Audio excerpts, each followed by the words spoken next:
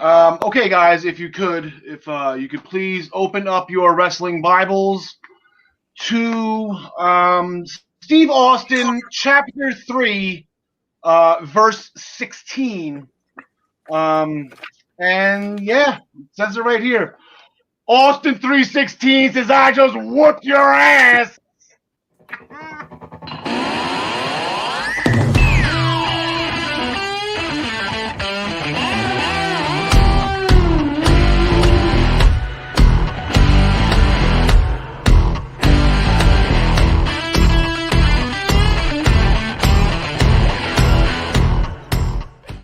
What? And then Gary says, "Shots fired." I am loving this already. Gary shots fired in the private chat. Mehaffy 316 says Devlin is just gonna whoop Escobar's ass. The ongoing potential fight that is upcoming between NXT correspondent John Smith and NXT correspondent Gary Mehaffy. This is going to be absolutely great. This is what WrestleMania season brings out in all of us. Ladies and gentlemen, welcome to the Essential Wrestling Podcast. This is episode 45. I guess we're out of WrestleMania numbers. I guess we just got to do obscure sports athletes, right? So I guess this is our Pedro Martinez episode. Does that fly with everybody? Michael Jordan, on the Wizards, right? He was Jordan. That's right. He didn't want to pull down the 23 from the rafters, so he won actually, that was the year they didn't make the championship. He pulled down. He wore number 45 was his baseball number. We have an absolutely great show today. It is Austin 316 Day. There was a lot of stuff on social media. The wrestlers actually quoting the entire King of the Ring promo that Austin shot after he won the 1997 King of the Ring, where that line he kind of just threw out there, and holy crap, it has been ever legendary ever since.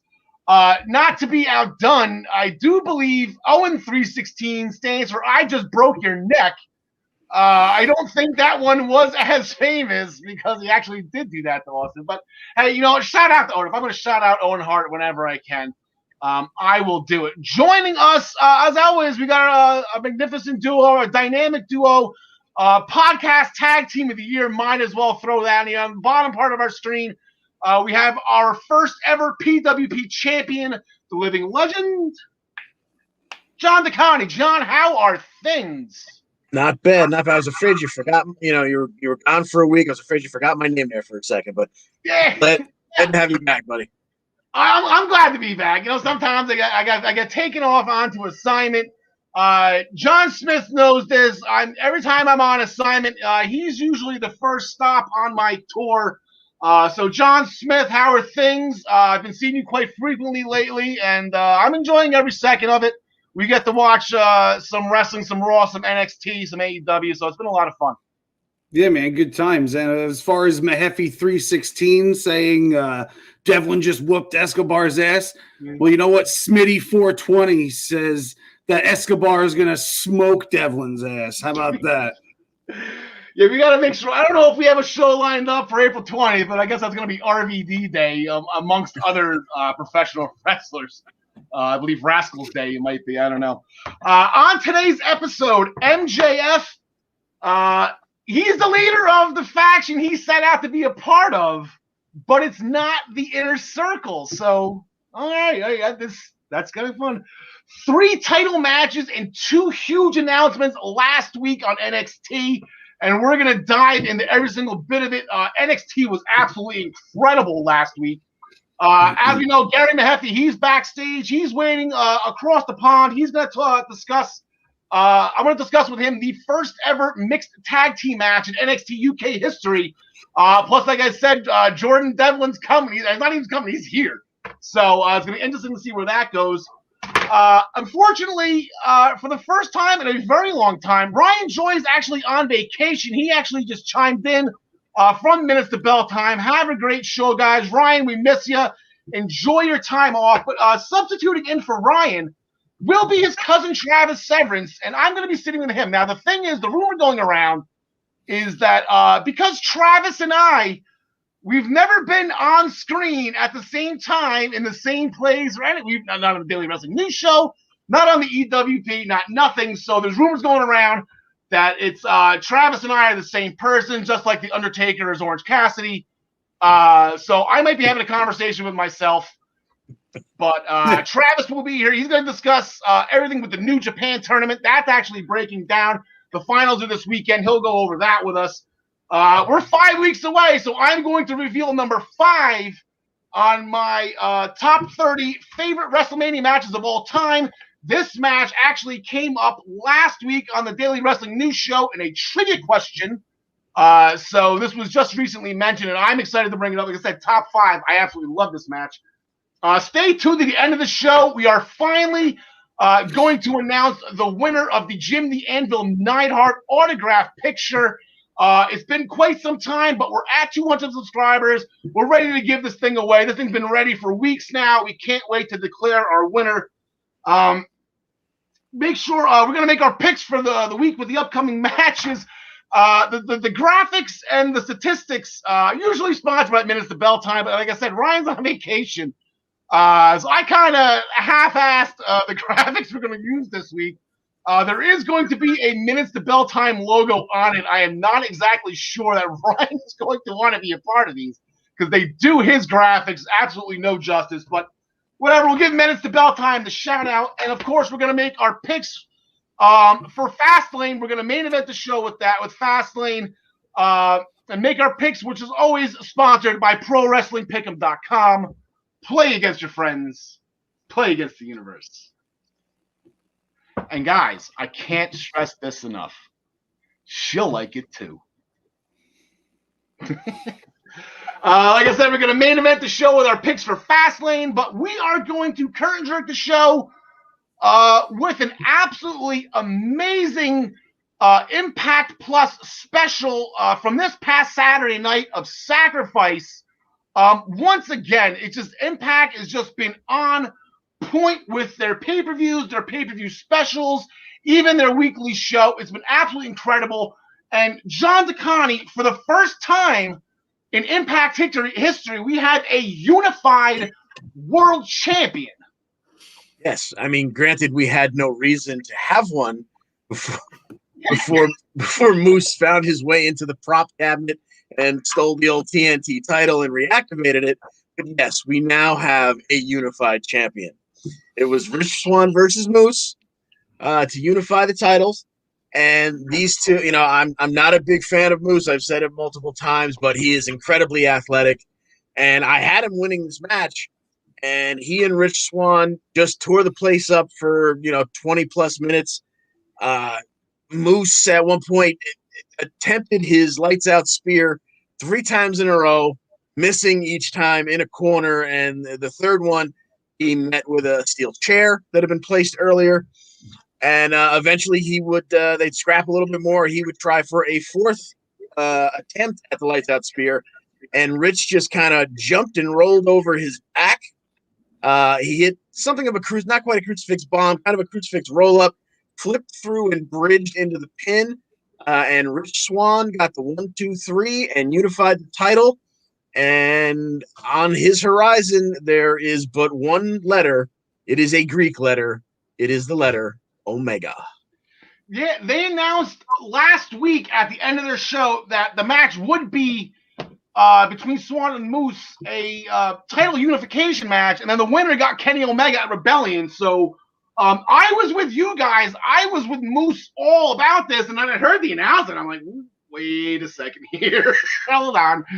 We're not doing Omega and Moose. That's just not going to happen. So, all right. So, absolutely great. And like I said, the first unified champion in TNA/Impact history, but also there was another first in that match, or I guess I should say after the match. That was the first time ever Rich Swann did not get jumped post-match after a title defense. So congratulations to Rich Swann. You made it through it, buddy. Great job. John Smith, that wasn't the only title match. Jersey did its thing as a whole, as a collective unit. We're going to start with a new X Division champion.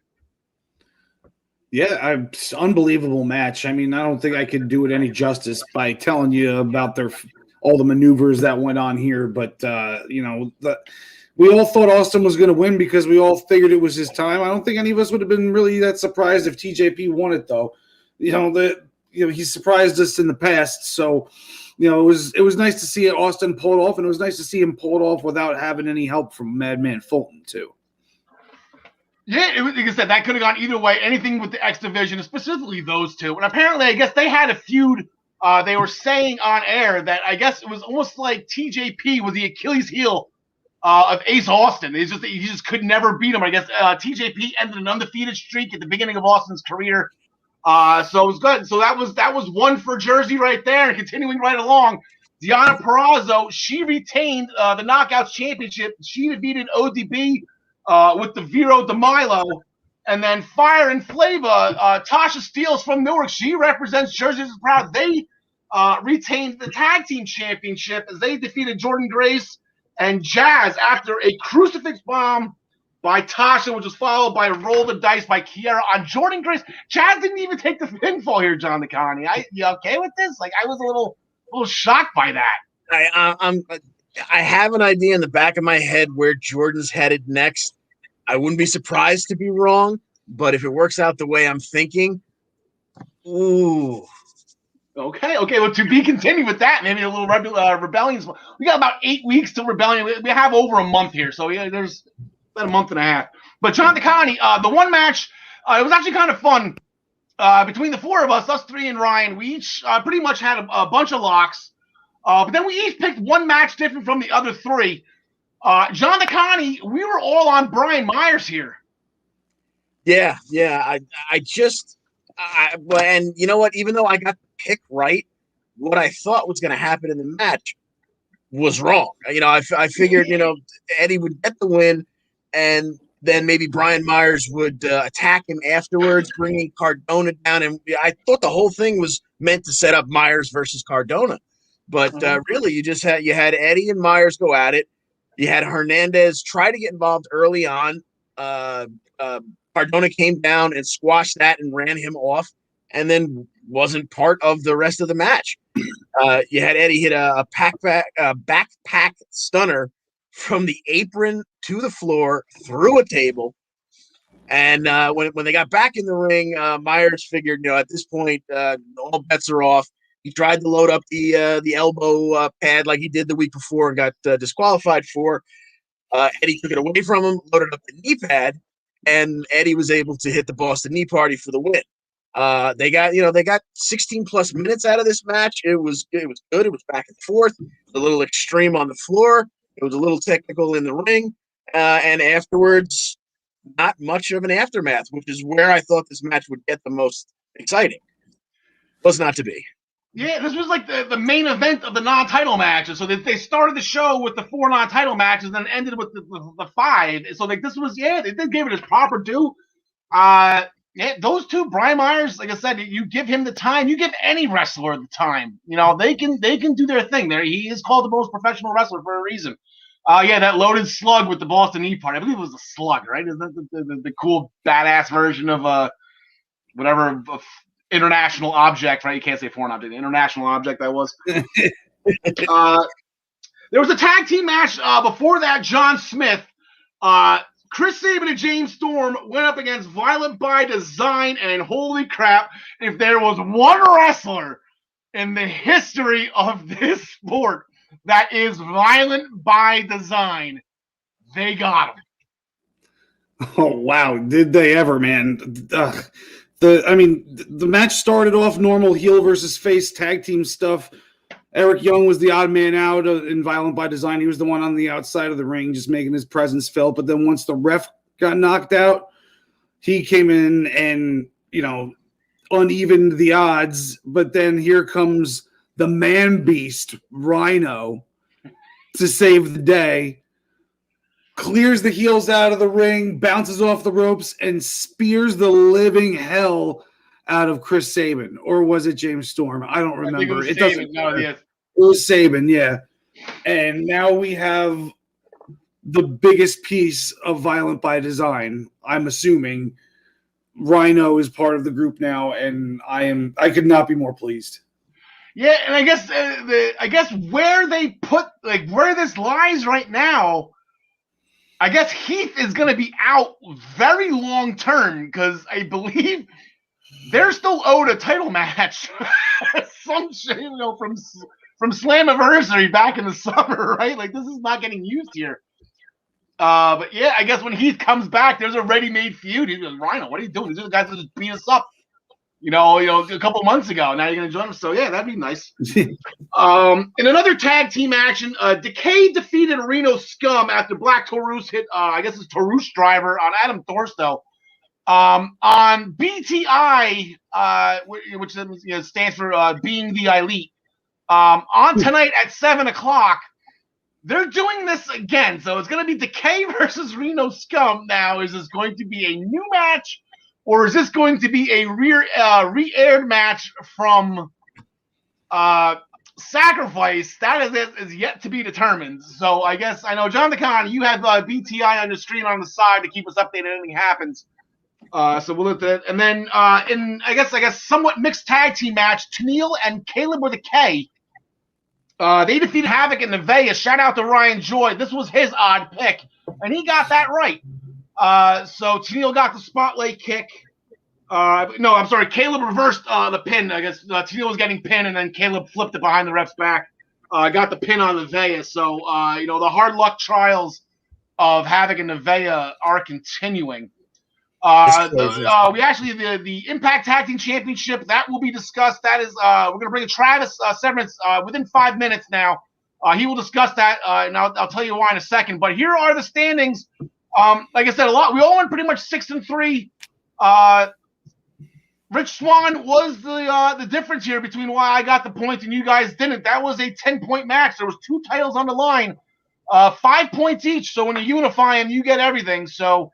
I got Rich Swann. I flip-flopped, even though I wasn't on there. But I will admit, I had Moose, and I would have went on air last week saying Moose if the stipulations didn't change that night. Oh, that's the wrong one. So going into tonight, speaking of Tennille, and I guess you got into it. There were a little quick segment of Swingers Palace here, Daddy. That was. You know what? They don't normally do backstage stuff on the Impact shows, but you know what? Do Swingers Palace. That's not going to disappoint. So I guess Alicia and Tennille got into it. So they both went and run into Scott D'Amore for a match against each other, which they kind of half got. But he signed a match with 10 other women as well. So it's going to be a real Impact ripping off AEW. 6-on-6. Knockout tag team match, a 12-woman knockout match, and here are those graphics I was explaining the garbages of them. I can't. Stick figures. That's all I got. So on one team, you got Alicia Edwards. She's gonna be with Havoc and Nevaeh, ODB with Jordan Grace and Jazz, and they're gonna be going against Jersey Strong right there, Deonna Purrazzo, along with Tasha Steelz and Kiera Hogan, Fire and Flavor, with Tennille Dashwood, Kimberly, and Susan. So. John DeConnie, excuse me. I think you laughed the hardest at this, so I'll give you. I think you're still laughing right now. Who do you got in this one? When you said that you half-assed the graphics in pre-production, I almost said, as long as you didn't just draw stick figures. Oh dear God! Give me the heels in this one, Deonna et al. Okay, I'm not going against Jersey either. John Smith, who do you got on that? Do you need the graphic in the seat or? Give me the faces. Okay, you're gonna go Jordan and Jazz and ODB. All right. Yeah. A match announced on Twitter. Shira Mahalibala Shira. I think they're getting rid of his first name for this exact reason why. I think nobody can pronounce it, but it's going to be Shira against Rohit Raju. They were friends for about 5 minutes. On Twitter, Rohit Raju's put nothing personal, but a lesson needs to be learned. So here we go. We got Shira and Rohit Raju going at it tonight. John Smith. I got to go with Shira here. All right, John DeConnie. Shira seems so obvious. It makes me think Rohit's got something else up his sleeve. So there's no points on the line. What the hell? Give me Rohit. Oh, I'm going Rohit Raju too. If he's going to say that there's a lesson to be learned here, he's going to make sure that lesson is loud and clear. Yeah, he's going to try to sneak one in here. And then a match that it wasn't at sacrifice. So we all like, okay, well, they're building up the rebellion, but they're actually throwing it at us tonight for whatever reason. I guess maybe it's just the first step of it. This maybe has schmoz written all over it. But the issue between Trey Miguel and Sami Callihan, I don't think maybe it's not going to come to a head tonight. But they're going to get at it. You can only assume it's going to lead to eventually the rebellion in some type of no disqualification with maybe old school rules, I guess is what they like to call it in Impact. John DeConnie. Yeah, I don't know that we'll even get a finish for this one, but give me Trey. Then maybe he'll get the victory here. He'll think he puts Sami in his rear view, and then Sami will do something god awful to him along the way that'll bring us back around. It's a straight up wrestling match. I mean, I know Sami Callihan is a former Impact champion here, so I don't want to say he's Trey's a better wrestler, but I feel like Trey is the better wrestler, even though Sami has that accolade. John Smith. Yeah, I'm thinking along the same lines as Mr. DeConnie here. I think maybe Sami Callihan might just turn around and beat the crap out of him the second he loses the match. He might just freak out, and now it's a blood feud. Now he's pissed, and Trey isn't the only one who's pissed now. Yeah. Like I said, Ken Shamrock, I don't know. Ken Shamrock, in the midst of him getting his, I think it was a 7th suspension in the past year and a half, he did actually throw down Sami Callihan as well. So I don't even know if Shamrock's in good graces with Sami, or maybe Sami likes that kind of thing with Ken. But maybe Ken Shamrock comes back in and all this. But okay, gentlemen, we will bid you adieu for a quick bit. We are going to continue this sacrifice conversation with. Here we go, ladies and gentlemen. The big reveal. Is it going to be me? Is it going to be? It is. Oh my God, we are 2 different people, Travis. Oh my God. The rumors Surprise. are not true. I know. We had a whole Clark Kent Superman thing going on, but nope. We are 2 individual humans. That's it. And I first of all, thank you for subbing in. I know your cousin Ryan much needed vacation. The guy works his what off for the website, for his podcast, for this podcast when my bum ass can't show up. So let Ryan have his due. He's off vacationing with his beautiful bride, and we wish him all the fun in the world. But we're gonna get you, Travis. We have the I'm sorry, what is it? The salesman of fun, right? That's the nickname. That's correct. Yeah, exactly. And you have your guys, your New Japan guys. They walked right into Impact, yoink, and snuck some titles. So we got former New Japan guys with the Good Brothers. And yeah, what's interesting about this is Ryan and I had discussed, and I said, it's too bad that Juice Robinson and David Finlay had to go back to be part of the Cup, because it's not even like there's a chance. This is predetermined. They're obviously going to lose the belts because they got no way to really defend them. What's going on? Mm-hmm. So, gosh, I mean, this was the best Good Brothers match we've seen since Good Brothers have come to Impact, without a doubt. There's no doubt about it. Gallows started out super, super strong. I know it's going to break your streak, but we've got Juice Robinson representing Gardner, Illinois, and we've got David Finlay representing Bremen, Germany. So no New Jersey there, but Rich wants from Baltimore. He's closer than I guess those guys. Kind of, yeah. You get in the interstate closer. And you're right there. But a heck of a match. Back and forth. With Gallows starting out, usually Anderson starts out, and then we go to the hot tag, and it's Gallows that comes in. The big guy kind of goes, but they flipped it on this one, and the match had a really good flow to it. You could tell these were guys that are familiar with that style of wrestling, that enjoyed being in the ring together and stuff like that. And a nice homage to LOD at the end for Finjuice to finish it off with the Doomsday device. Yeah. To go into the pin, and I was shocked. I couldn't believe it. It's the first kind of co-branded where we've got this commingling that's happening again. It's not the first time it's ever happened, but it's the first time like recently that we've seen somebody from another promotion come in and take a legit belt during this whole, dance that we're doing with all the different shows. So hats off to them. This should be interesting. We've got a match for them coming up tonight as well. So they got triple XL. There they go. The triple XL looks a little slim in that picture, but that is them. Yeah, I mean maybe that's triple. So that could be triple XL after the match. I think. Yeah. I don't think that's the before. And those graphics are great. I think I am gonna have to talk to Ryan, and maybe he's gonna have to step up his game because I'm telling you, the production value of those things. I'd like the little trademark number at the bottom of the foot too, so that we're giving the credit to the artist that did this thing. It's a lot of pressure for next week. Yeah, For sure. I don't want to put iDraw wrestlers out of business here though. I don't No, want to it's take good. that job. It's a hell of a run at them. The font looks great. The proportions are good. I like that it's it's a non-gendered wrestler. It can be used for anything. So these graphics are coming in fire tonight. That's it. That's it. So, any reason why Finn Juice shouldn't win tonight? I don't know. I mean, maybe the Good Brothers come out and beat him up during that. They would still win by disqualification, right?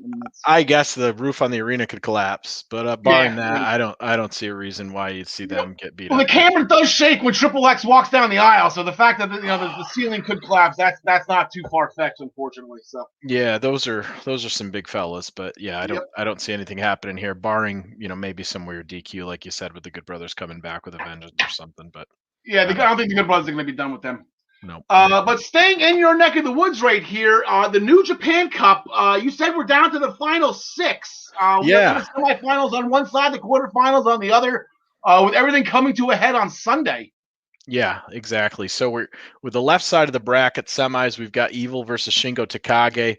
Takagi is a bit of a Cinderella story. He knocked out Okada in the first round. That was a big surprise. It busted a bunch of brackets. And then yeah, exactly. Most of us had Okada. It was a rough one, but after that happened, I had said Takagi could actually go forward and win the whole thing. He was a great never open champion and stuff. So this is Evil Takagi. That'll be a hell of a match. And then on the right-hand side, we've narrowed it down to Will Ospreay versus Sonata. Those two have wrestled in New Japan 38 times, and they've only gotten one singles match against each other. Will Ospreay's got a win over him in the G1 Climax in 19. Other than that, this will be the second singles match they've ever had together. Now, Jay White and David Finlay, oddly enough, are on the other side of that bracket on the bottom. They've wrestled each other 93 times. Oh, wow.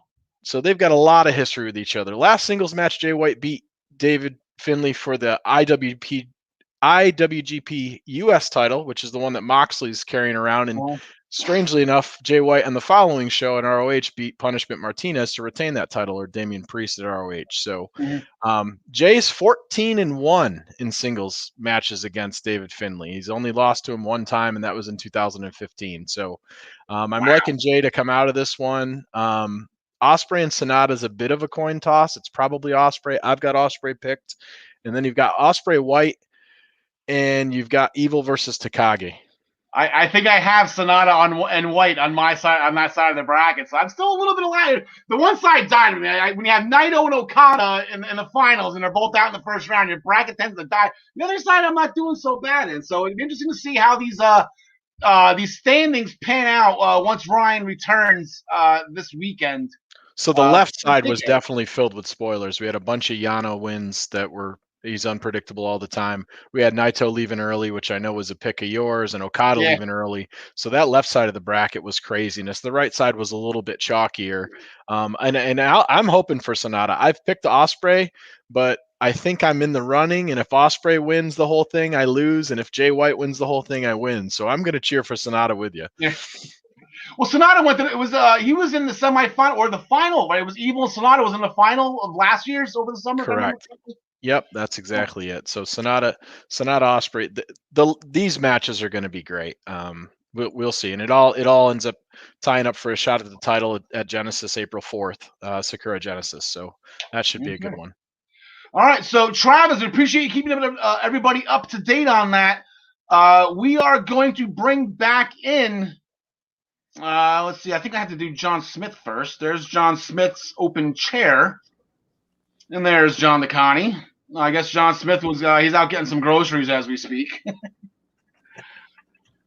Okay, there's the 4-way. So we're gonna switch it to AEW right now. Let me get the boom. Okay, so now Travis, I was watching the show last week, our show, the Essential Wrestling Podcast. All of you guys. No, it's not going to happen. No, they're going to delay it. Man, were you guys wrong? No, I completely agreed with you, so I was wrong too. But But yeah, there was a little bit of dissension in the circle. We thought that Jericho was the one that's gone, but you're a guy. Yeah, it was the obvious call, right? We were going to go, Max is going to take this thing over. Sammy comes out with the footage. We've got all kinds of stuff that's going on. We think, and now Jericho's pulled the rugs out. I'm like, oh man, great job by writers. Good job by the story and creative. They swerved us. We got us. And then the lights went out. And man, you know what? Me second guessing or questioning the mind of Max, even just for those few seconds, thinking Jericho had him. And then they come back on. We got Max's new faction with a bunch of killers in there. We've got FTR, Sean Spears, Tully Blanchard, Wardlow. They just come in and destroy Inner Circle. I don't know what they're going to call themselves, but I don't think it matters. There's just a ton of beaters in there. Sean Spears, this could be a new lease on life for him. I like the faction a little bit better from a size standpoint and kind of packaged together. Wardlow with Hager always felt a little weird to me. You like to have the big Barry Windham, the big enforcer guy, and it's nice that he's kind of the big guy in there. And you got a whole bunch of stuff you can do with tag things, and I don't know what they're going to do for talking because you got Tully and you got Max, so we'll see. But what a great surprise! What I kind of appreciated in the beginning of that segment when Max is like, well, I talked to Hager, I talked to Santana.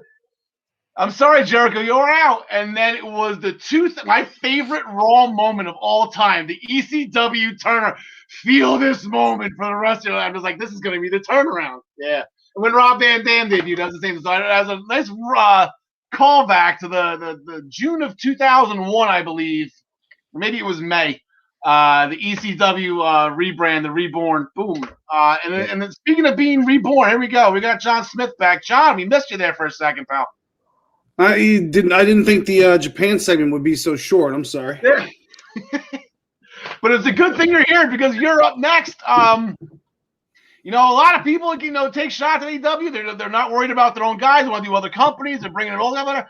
But the TNT title did everything justice. You got two guys. I know AEW, Darby Allin is, I know Scorpio Sky, Ring of Honor, he's traveled, New Japan, but he's an AEW guy. He was there since day one guy, and then an absolutely spectacular TNT Championship match.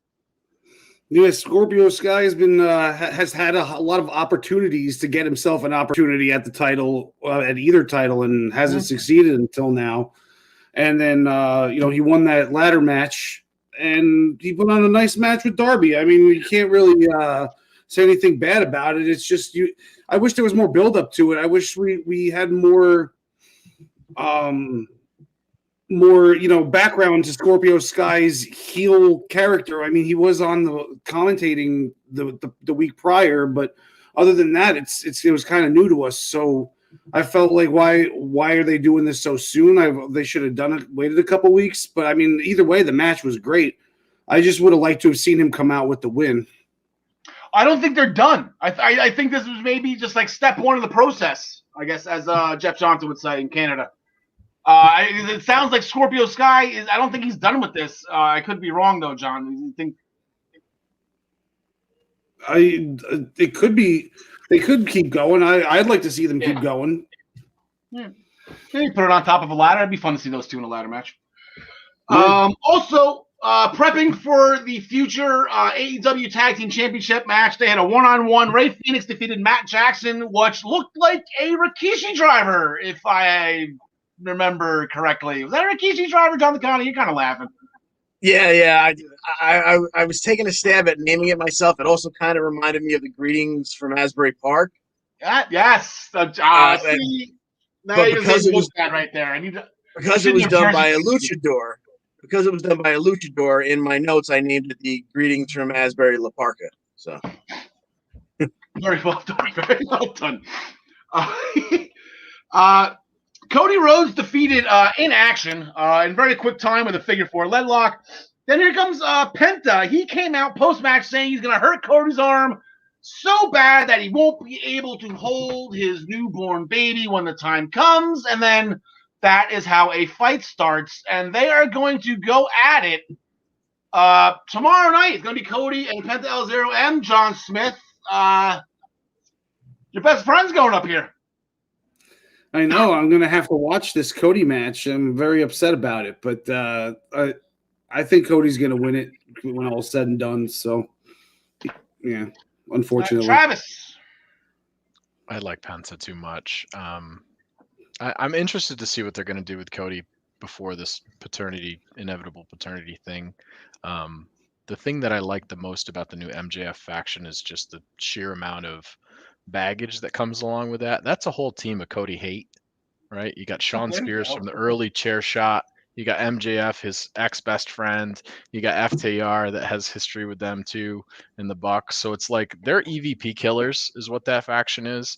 Somebody's going to get to Cody. So I think there's maybe a chance that in this Penta match we see Trinidad come out, maybe. Because I'd love to see Zelina Vega managing the Death Triangle, who aren't the best talkers necessarily, although the promo was pretty cool with the Spanish announce guy kind of giving it with the same fire that Penta did. That was great, but I'd rather see Thea Trinidad running that faction. I think that would be super neat, and I know her non-compete's up, so we may get a chance to see her this week. John the Connie. Okay, give me Penta here. If this is an extended feud, I'm sure Cody wins it overall, but give me Penta in the first go round. Yeah, I'm with you on that one. I'm not going to bet against Penta. This entire time, I'm not going to root against him, so if I lose points, it'll still be it. Chuck Taylor and Orange Cassidy, they want one more match with Miro and Sabian. I guess in a lumber game match, they want video games lined up outside the ring. So it's a lumber game match, I'm assuming. And then even Chuck Taylor went as far as to say, if you guys win, I'll give you one. I will be your servant forever, not just the month that they had. He's going to do it forever. So that's pretty bold right there. They really want that. Lance Archer interrupted Sting's praise of Darby Allin. That was pretty quick and painless, so that was done and done. But John the Connie, no heart, all ego, I believe is what you like to call him. Ethan Page, who lost his heart to the Karate Man the last time we saw him on Impact Wrestling. He had his debut singles competition match last week. Yeah, and this started with a backstage segment where QT Marshall was being interviewed, and he was asked about kind of leaving Dustin high and dry in the tag team disaster match. And let's not talk about that. Tonight's all about Lee Johnson, and so we start a match between Lee Johnson and Ethan Page, and Lee Johnson did not. This was no squash match. This was a good back and forth. But in the end, we had Ethan Page hitting that release or tossing Razor's Edge that just it never looks like it's going to land quite right, but it turned out all right. And he gets the pin, that being Ethan Page. And then afterwards, he throws in an extra beating to Lee Johnson. And QT Marshall sitting there at ringside, I can barely be bothered to pay attention to what's going on. So Dustin comes down and makes the save. And, eventually QT just walks off. Dustin seems to have some words for him. There's something going on in the Nightmare family there, though. And Ethan Page, around the outside of it, got himself a nice singles victory in his first singles match. I believe I heard, I don't know if it was JR or Excalibur. I know it wasn't Shivani. He doesn't know moves. The Ego Edge, I believe, is what they're calling it. The Ego Edge, the throwing. It took me a second to feel like, what the hell? The Lego, my Ego Edge? I don't know. Ego Edge. And I think somebody else used to do that too. Did Hernandez used to call it the border toss? Was that the border toss? The throwing? I believe so. Yeah. Somebody used to do this. I believe it was the Hernandez, the border toss. That's the best name I've ever heard. I love that. Yeah, so the QT chip thing is going on for a little while. It calls back to when Lee Johnson accepted his membership to the Nightmare family, and if you listen to that interview, he talks about how everybody helped him, and he never mentioned QT's name. Mm-hmm. So QT's been a little bit sour since that part. I think that's where that comes from. Yeah, and QT, he was noticeable. QT kind of looked around like real quick. Yeah, like, hey, where am I? Literally standing right here. Come on, you're just the Apple guy, QT. Move on. Adam Page and the Dark Order, they're having some fun with Matt Hardy's money. Page donated a majority of it to the kids, which was nice. He's drinking pretty much the rest of it, but he also bought a nice new lawnmower. I believe it was a Snapper, nice quality. It's not Toro, but it's very nice. Snapper's a quality brand. And he decided to take the Dark Order out for ice cream, so that was fun to watch them get off. But I believe that was Alan Angels at the end. I believe he got left behind, which is unfortunately the smallest guy couldn't fit on a lawnmower. There's a weight limit, man. It was a weight limit, right? The guy weighs $125, right? He's not the one that's. But so with that, Matt Hardy lost his first quarter earnings. He's out of money till April 1st, I believe, right? The quarters go 3 months at a clip. 3 times 4 is 12. So he needs to sign more clients. He signed the Butcher and the Blade. So there's going to be a 5-on-5, a 10-man tag with Team Matt Hardy, the Matt Hardy brand, with Private Party, the Butcher and the Blade. They're going to be going against Bear Country and the 3 members of Jurassic Express. John DeConnie. I had a Bear Country joke, and I just can't remember what it was. Go for it. I mean, things are not going Hardy's way just now, but I'm guessing they're going to get this new formed faction will get a win in their first try. All right, I just remember. So Matt Hardy brand, they're going to be going against the Jurassic Express and John DeConnie's favorite tag team, the Bears. There it was. John Smith. Nice.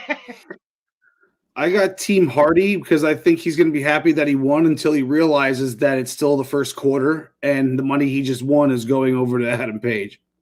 There you go. There he goes. Hey, he's got what, 2 more weeks, right, Travis? He said April 1st. 2 more weeks. Yeah. I appreciate how quickly, with Kingston kind of having control of the Butcher and the Blade, they transition these guys right over to Matt Hardy, mercenaries. Matt's got the money. They hire, there's no there's no stall there. I'll be contrarian and I'll say that Marco Stunt gets the pin on Matt Hardy. Ooh, Darlene Connor with the pin. Jade Cargill,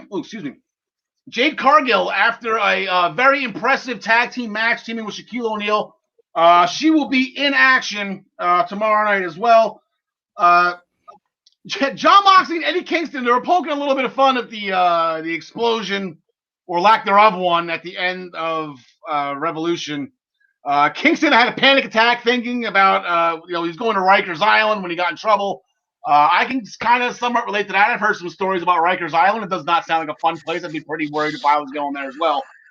But I think the overall story here is that, and I know the company's only 2 years old, but it seems like they're having some performance issues. Maybe they're losing a little bit of. Do they need some Nugenics Total T, John DeConnie? Do they need that man boosting formula? And guys, I would say that. And guys, Impact will like it too. So then here comes Kenny Omega in the ring, who's now calling himself the King of the Deathmatch. He is an absolute gem. He was claiming heel tag. The reason why the ring didn't explode, he was just screwing with everybody. So that's a nice move by Kenny. Kingston came out to confront Kenny Omega. He got made fun of for what happened at Retribution. Kingston came he threw some punches, and then here comes Christian Cage. He got into the face of Kenny Omega, so it looks like Christian Cage, I guess maybe his contract or something. He's like, all right, I got a world title shot in my contract. Remember, sometimes they do that. They'll put in some guy's new contract. Well, I only signed if I got a. I think that was in Scott Steiner's contract way back in 2003. That he automatically had a shot at the world title when he signed. But it looks like Christian and Kenny Omega are going to have a small little to do. But actually, for tomorrow night, it's actually going to be Moxley and Kingston.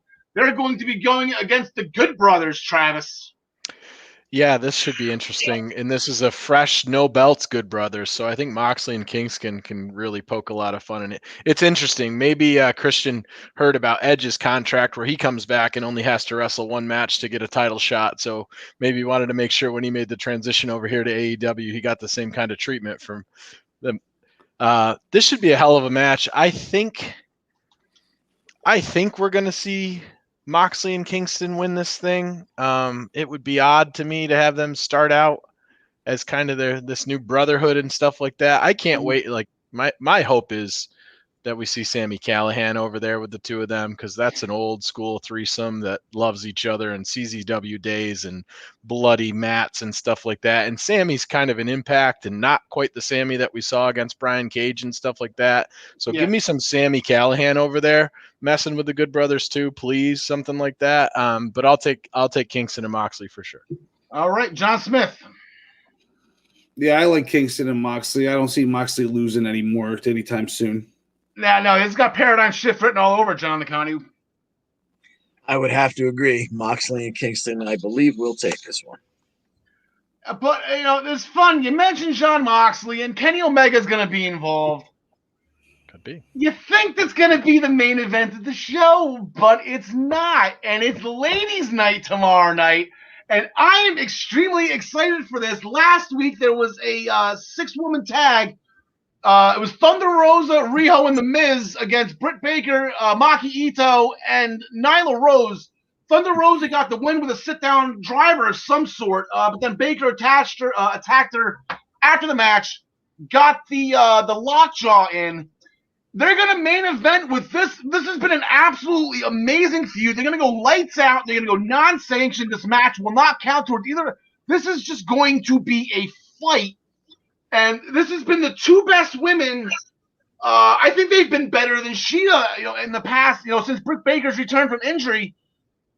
This is absolutely good. The title, there's no title on it. This is just a blood feud. This is absolutely amazing, Travis. It's the women.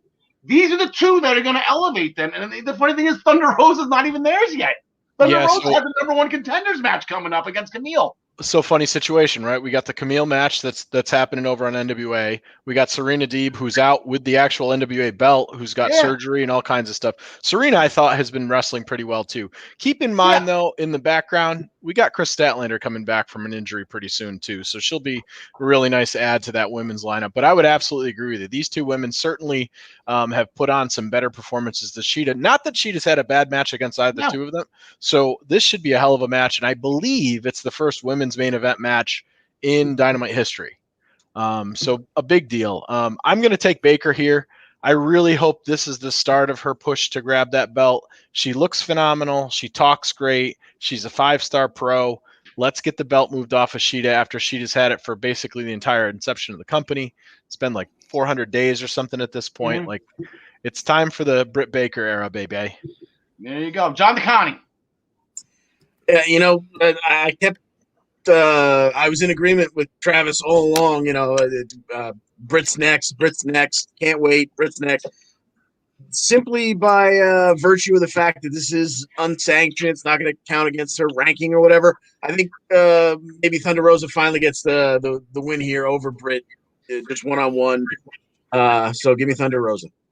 Yeah, Britt Baker won at Beach Break, I think, right? That was the last time they went one-on-one. I think Britt got that one, John Smith. So I don't know. I mean, I know there's no such thing as a 50-50 buyback in AEW, but yeah, well, I mean, some people might give them some flack for not ever having a women's main event, but I think this is the first real chance that they've ever had to have women in the main event. This is the first feud that that has really deserved a main event on any of their shows, and I'm psyched for it. I think that Britt Baker is going to pull it off because she's going to have some help from Rebel or whatever her name is, or who's her? Yep, you got Rebel or Reba. Your choice. Dealer's choice. Yeah, I'm gonna go with the Good Doctor as well, simply because it's time for her to get the win. Like I said, Thunder Rosa's not even. She doesn't even work there. Like it's just not. She doesn't even go there. She doesn't even go there. No. So, but Thunder Rosa, like I say, I say that they've been the two, and that is exactly. They've been very injury prone. It is not a knock on Shida. Penelope Ford, the one time that Penelope Ford had to shine, she 100% did. Like Penelope Ford, that one match with Shida was absolutely incredible. Yeah, I know she had to sub in. I know now Big Swole, she's been missing time due to some personal reasons with a disease that she's been dealing with. Yeah, so, she has Crohn's. Yeah, it's a very plagued division, but those two, even Britt Baker was hurt, but those two have been, I guess, the cherry on top of the ice cream sundae that is the AEW women's division. So, gentlemen, we will bid you adieu for the time being. Not only is today Austin 316 Day, but tomorrow is St. Patrick's Day. We have to bring in our favorite leprechaun, Gary Mehaffy. Travis, thank you so much for filling in for Ryan. We love your insight. We love you on the Daily Wrestling News Show. I believe you are up Thursday for the WrestleMania week, right? You got WrestleMania 24. 24. It's a big one. Yeah, I'm looking forward to that one. We'll get to that at the end. These WrestleMania shows, Ric Flair, Shawn Michaels. They've been absolutely incredible. So, but we'll shoot those off later, gentlemen. We will see you in a little bit. And Ryan, Travis, we will see you on Thursday. Thanks, guys. Be good. So, Gary, top of the evening. That's not Gary. There's Gary. I'm sorry, I hit the wrong button there. Top of the evening to you, Gary. How are things going? Actually, even with St. Patrick's Day, Gary, I do believe for whatever reason on my calendar, this past Sunday was Mothering Day in the UK. Yeah. How was your Mothering Day? Mother's Day. It was Mother's Day, yeah. The one day a year when mothers get to have their lunch made for them and then have their husbands leave it for the dishes afterwards, probably. But it's like that's generosity for you. There you go. That's it. So Gary, we made some history on Thursday. The first ever mixed tag team match. We kind of like, oh my god, okay, so Ginny Connors and Player, and we kind of just looking at Jack Stars. At least I did. But they got it done. Yeah, I mean, it was funny when I listened to commentary and they kept talking about stars and pipes, and I thought, oh no. And so it looks like it might be something long term. But I likened Jack Stars last week during the show to like NXT UK's version of Barry Horowitz, because for me, he's hung about in the background and everybody's gone, okay. And now they've given him a little bit of just a wee bit of momentum, a wee bit of something to do. And they came through well. It was, as much as it pains me to say, for a match that has Jenny in it, it was a good match. I enjoyed it. Yeah. It really was. And say it was the right team won, and it did a good thing. It doesn't do Jenny and Joseph Connors any harm, but it does help Jack Stars to turn into something on the brand. So all things considered, it was a good match. Yeah, I mean, I always my nickname for Jack is NXT UK's resident punching bag, because he's the guy that you have to, he's the guy you start with. When you sign the contract, you get Jack Stars first. That's really what it gets the pecking order. You're in, you get Jack Stars. So yeah, good for him. Yeah, Barry Hart's a great comparison. And even Barry got a little bit of a run towards the mid '90s. So it's not too far in between. It just all depends on what's going on, and maybe it's the NXT UK's version. Leon Ruff, Leon Ruff out of nowhere became North American champion. So. I guess we have to keep our eye on Jack Stars and keep the joke to a minimum going forward. And then we started the show with a Heritage Cup style round wrestling match, round match, I guess it's just called. But again, Tyler Bate, Dave Mastiff. Is there ever such a thing as a bad match? That match was great. There's no such thing as a bad match in the UK. No, I mean it really is. That's the one thing. Every week you finish, you kind of think, oh, this will be the week when it's not good. Oh, it's good. Oh, this will be the week. And every week it delivers. And I mean, I've not been a massive fan, as I say, of like Obi-Wan Kenobi coming out in his guru type with it. I thought, but when he's in the ring and he wrestles, and he is just Tyler Bate, the wrestler, he is phenomenal. And I think he's well suited to the round system, the Heritage Cup. And he and Big Dave. Now, I will say, when Mastiff got his, when he equalized his pin with his crucifix, he really did drop Tyler Bate on his neck quite hard during it. Yeah. And I thought it'll flip. But they worked it into the match well, and they did it, and it culminated. Tyler Bate even managed to get the airplane spin on Big Dave. So it was like in the fifth round, but so fair play. The big strong boy. Yeah, that's exactly it.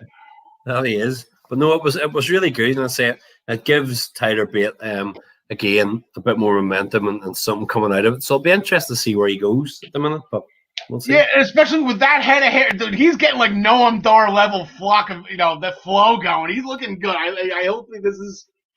He's looking. See, good. the hairdressers have been closed over here for months. They were open for one. They've been open for 1 week since October. It was like before Christmas. It was open for a week.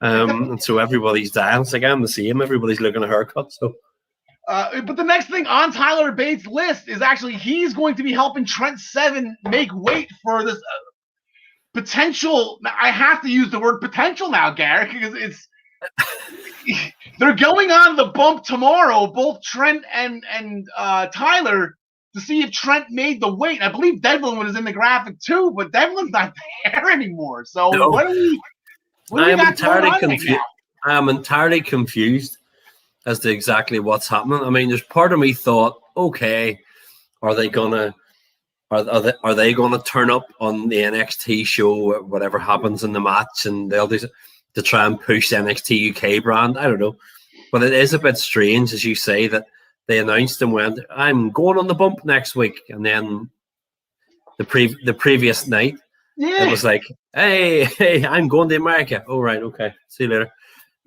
So I'm kind of confused. Yeah, so I guess to be continued. I guess we'll see what happens. Like I said, tomorrow's going to be a pretty crazy day. Definitely tune into the bump. I will say, I mean, obviously, the Cruiserweight title's coming back over to NXT UK. Anyway, obviously.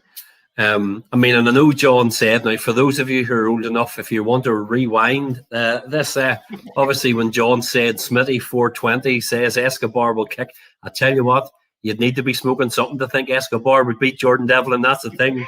It's gonna be a fun month. As I say, we kind of had that peg for Takeover. We'll get that in a second. It's gonna be a fun month with you too. Yeah. Gallus was looking a little bit down. There was a couple background things going here. We'll just get them through real quickly. Gallus was looking a little bit down after their tag title loss, and then Joe Coffey recently lost to Rampage Brown. But Joe, being the big motivator that he is, he said they will reestablish themselves. So look for Gallus going forward and try to pick things back up and get back to being the Iron Kings or the Kingdom.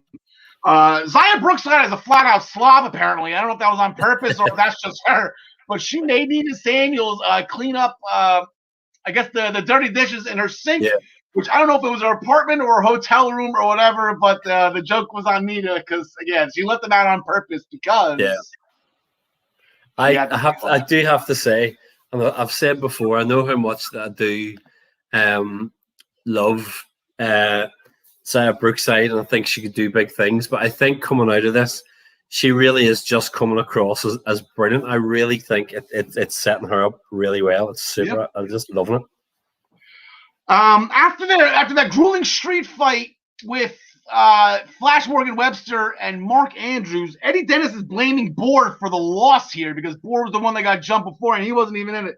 Bohr separated himself from the pack. So now he has to take the consequences. And it looked like Tyson T-Bone was getting his licks in too randomly. They appear to have eaten him. At the end of it, there was a noise, and I thought, they've eaten Wild Boar, apparently. So I don't know whether Boar's injured in real life, because even in the video, I thought, is that him? I don't know if it was him or not. But whether he's injured and they're doing it just to get him out. But at the same time, it fits in the storyline. They can go, you weren't there for the match, I was, therefore it's your fault. So jog on, big boy. Mm-hmm. So I think they've done well to cover it. Speaking of Mark Andrews and Flash Morgan Webster, they had a match against Kenny Williams and Amir Jordan. And again, the tag team that just never seems to want to break up, although there was a little bit of tension this time. Yeah, with the sort of the low blow mule kick that led in towards the finish. And you can see, I mean, we've been saying, it seems that we've been saying it every week for months, but for about the last 4 months, slowly but surely, they've been starting to turn Jordan or Williams, and then it was Williams who's doing it. And whether both of them will end up in the end, that they'll come to a match and Amir Jordan will join the dark side, and he and Kenny Williams might turn into like a big sort of heel tag team of sorts. But they really are. It's good to see them doing it, and for a team that I thought wouldn't, to be honest, go anywhere, they've given them a reason now. Every time they come out, they kind of go, okay, there's something behind them now. So it's good to see, and that they'll be going through the ranks, I think so. And then we had another. I guess Jack Stars was busy, so this NXT UK debut actually went against another person who was in action, Teal Man. Yeah, the ex-Lucky Kid, who I don't think got to show nearly half of what he can do. I mean, less than that. Now, obviously, beat Danny Jones with the crossface and got the submission. But he will be one to watch over the next, as I say, I don't think it'll be immediate, but I think over the next 6-8 months, they'll keep building T-Man up. And he'll come through again. He'll be one to watch towards the top level of NXT UK. All right, so they're still growing as well. Especially now, if some guys are making their way overseas. I was gonna wait to this at the end, but Walter's got a big announcement. Not sure if he's gonna head over to join the rest of Imperium over at NXT. So I guess we'll stay tuned with that. Ivy Valkyrie, I still can't say her name right. She was actually talking to herself in the mirror, saying, "You're letting me down." So she's I mentioned her last week. Okay, let's start feuding with somebody. Let's start doing something. So hopefully this is the start of that. Yeah. Amal had a she had a video package, so that was pretty cool. She represents France in this whole thing. She's the one French woman in the UK brand. So it's nice to see her going. And then Ben Carter got a name change. My buddy from Jersey. No more. We're down now to 3 Carters. Nathan Fraser. Although he sounds more like a country and western singer, I think, now that he's changed it to Nathan Fraser, to be fair about it. But maybe he and Elias can make a tag team if Jackson Rigger doesn't work out. But they just, I mean, either way, I don't care what they call him. They could call him question mark number 2 for all that matters. He's phenomenal, and he really will. He'll be another one to watch. Yeah, I'm looking forward to that, and he's going to do some great things. That's my Jersey guy over there. I absolutely love that. Like I said, Walter requested something. The only thing we have for this week coming up is we have the thing on the bump with Trent Seven and the weigh-in. We have Walter's requesting time. It'll be a Dragunov requested time, and then the special start time. I guess you never turned it. You didn't spring forward over there. No. So we have a special start time on Thursday. It's going to be normal time for you, but it's 4:00 Eastern over here stateside. Yeah, next week will be the same. It's the last Saturday of the month. Our clocks change, so I think next week's show will be the same. But I say with the special St. Patrick's Day episode over that, where we'll be heading toward. Oh no, it's not. I suppose that's Wednesday. It'll be Thursday. We'll be having it the 18th. So it'll be another good one to look forward to. But as you say, we've got the three sort of backstage, the 3 segments happening, but no matches announced yet. So we'll see what matches happen, and whatever they are, they'll be good, no doubt. Yeah, exactly. They can throw whatever at us, and we're good. Gary, before I let you go, this Sunday we're hopping in the fast lane on the way to WrestleMania. I know we didn't get your picks. Your picks will be on ProWrestlingPick'em.com. There is a column where you can see a list of users' picks. You can see who everybody's picking. But I wanted to give you your time because your guys are going at it again. We got Drew and Sheamus again. So I want to give you some time. What you think? Because it was announced Drew's getting the shot at Mania. But I guess the question is, okay, so Drew's got it. Drew's in. Sheamus did lose last night, which is fine. I don't think that does him any harm. But if he beats Drew McIntyre Sunday, we got a problem here. Yeah, I mean, it's. I can't wait to see it. I mean, they really have beaten like 7 bells out of each other every time that they've wrestled recently. And I think it's going to be another brutal one, but it'll be interesting to see because I kind of go, I'm still split because I'm thinking, okay, camp back against Drew. He's getting a title shot. He needs to be pushed. On the other hand, if Sheamus was to beat him, it would mean that after Mania, if Drew was to win the title at Mania, you've already got another match set up for the next pay-per-view when Sheamus could go, here, big boy, I beat you, now you're champion. Give me my shot now, because he never got the shot. So yeah, that's one possible. But I'm thinking if he beats McIntyre, like why don't I get in the shot? You know, why can't I? I'm thinking like there's like a triple threat aspect here where Sheamus could be added in. So I guess we'll find out. I'm going to ask John and John that question when we make our picks in the main event of the show for Fastlane. I just wanted to get your opinion on it. Who do you got? You going to take Drew? Yeah, I'm going to take Drew. Yeah, there's no reason not to, right? All right, Gary. Well, thank you very much. Always appreciate your time, your sight, and your insight. Enjoy your St. Patrick's Day tomorrow. I will be wearing green. Like I said, my mother is 100% Irish, so we actually just had a nice St. Patrick's Day dinner on this past Sunday as well.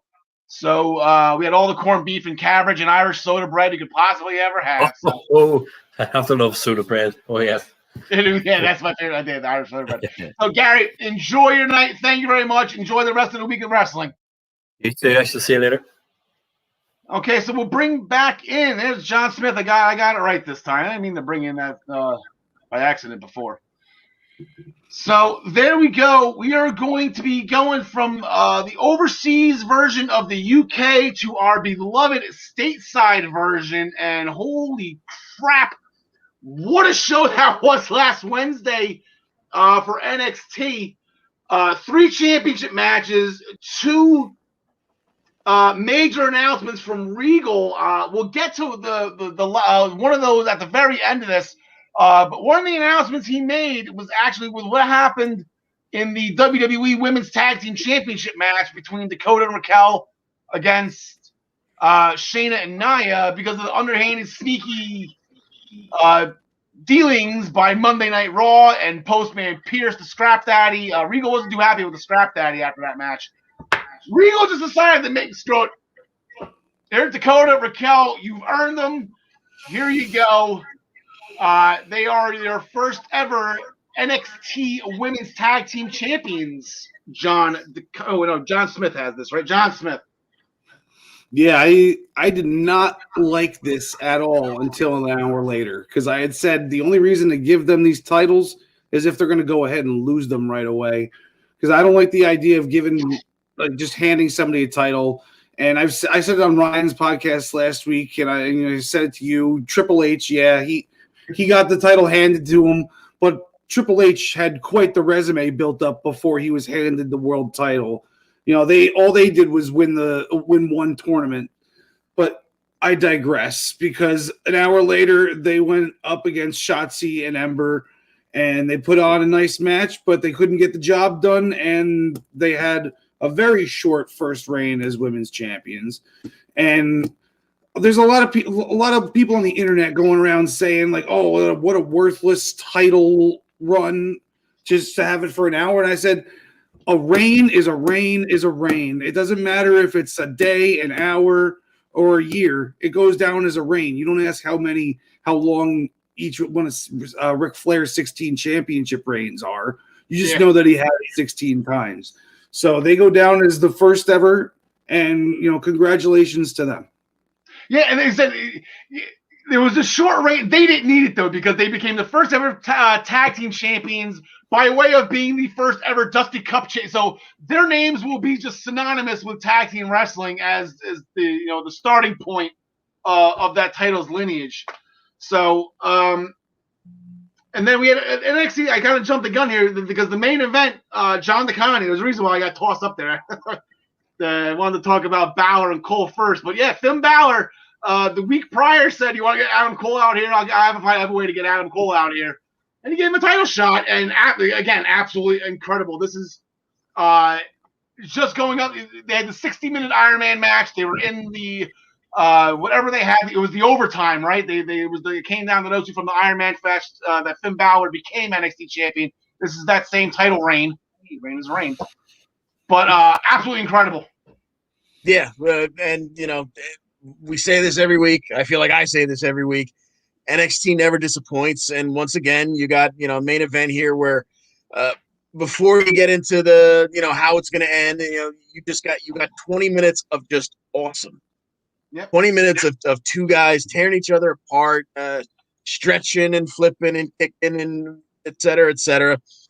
Eventually, they wind up. Cole winds up on the outside, and his old buddy Kyle O'Reilly kind of moves forward out of the darkness, right up against the barricade, and Cole's acts like he's seen a ghost.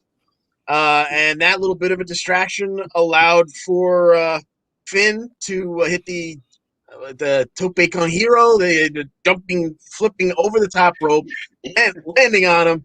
He hits the 1916 outside, rolls him back in for the coup de grace, and gets the win.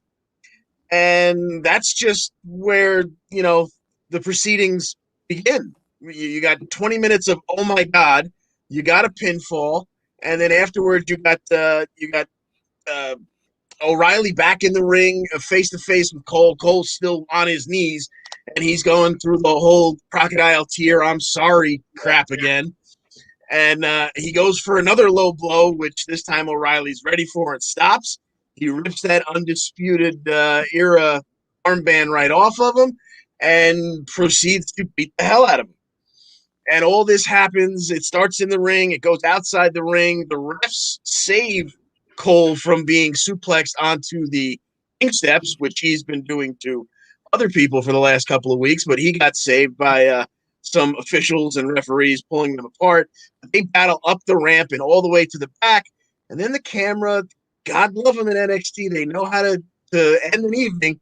They pan back to Finn, and Finn's got the title on his shoulder, and he's very proud, and he just kind of peers over his shoulder, and you don't see anything yet, and he just says, "What took you so long? Pull back, tick-tock." There's Mr. Cross right over his shoulder. And, oh, baby, we're going to get some more goodness. Yeah, and we're going to get into that goodness with Regal's second announcement, which John Smith will take care of. He's got everything mapped out, and that's going to be absolutely incredible. But the NXT Women's Championship, that was the other advertisement. There's 3 title matches. 2 of them were advertised. Io and Tony, a rematch of the Mae Young Classic Final from 2018. At Evolution, I believe, that was 2018. I got my Evolution chair right there from the beautiful, luxurious Nassau Coliseum. But yeah, another title. Is this going to just be an Asuka thing where she's just going to just beat everybody? Like, you know what, you're done. You know, like I feel like this is where it's going. I don't know. It seems to be that way. I mean, with this Tony Storm match, they led up to it with, you can't beat me, Tony Storm said, because, all their past. But Io proved her wrong. They had a nice match, a lot of aerial moves from Io, but then once Tony took to the air, that was a bad move because she went for a flying headbutt and got caught in a crossface. Yep. I think that was kind of a troll job of an ending, if you get what I'm saying. But anyway, I mean, it all leads up to Io versus Raquel, because after the fact, Io backstage went up and challenged Raquel Gonzalez, who wants her next. I just got that joke. My bad. That took me a second. Like, why is that a joke? Oh, gotcha. Headbutt to a crossface. Gotcha. Yeah, and it looks like this has been probably brewing with Io Shirai since War Games, that Raquel freaking slammed her into, was it a garbage can in the ring, the divider, the diamond plate. So as we've been mentioning all episode long, Jordan Devlin's travel restrictions have been lifted.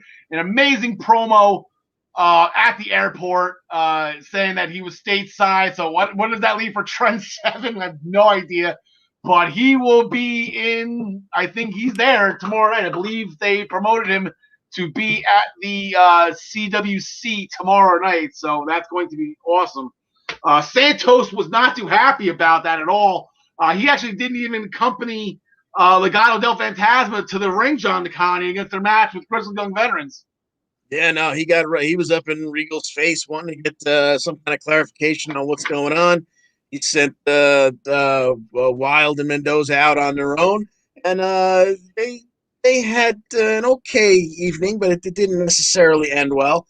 They locked up with the Grizzled Young Veterans, and not too deep into the match, we got not necessarily, it wasn't Breezango's music, but there was an interruption, and it looked like Breezango doing their Moonman March entrance back out. But then when they got close to ringside, they took off their domes, and it was actually MSK. So that distraction allowed Wild to roll Drake up into a pin for the win. Once again, that's just where the fun starts. Because the Grizzled Young Veterans were now pissed off. They jump out. They go after MSK, who use their Moonman helmets to knock him down. I believe Blake took one to the groin, and then eventually Gibson got his hand smashed on the ring steps. Kind of a receipt from Wes Lee. And meanwhile, Legado, or laughing in the ring, like, hey, look what happened to those guys. We got the win, blah, blah, blah. And then the real Breezango jumped them from behind. And, I don't know, are we headed towards a 4-on-4 match this week or somewhere in the future? I don't know. But, either way, it's going to be a lot of fun, however those four tangle up.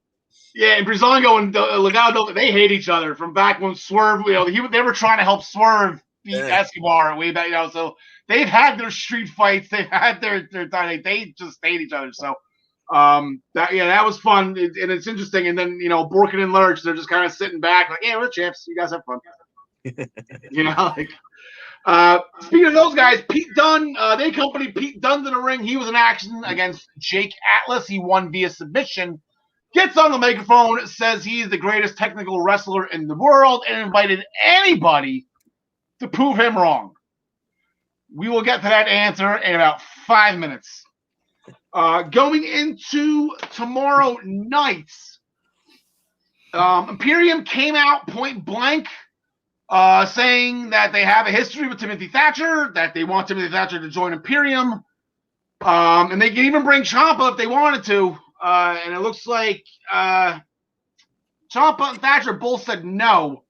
So they're going to have a match tomorrow night. So they kind of let the cat out of the bag here, John Smith. Like, if Thatcher was going to swerve, wouldn't they just keep it quiet for shock value?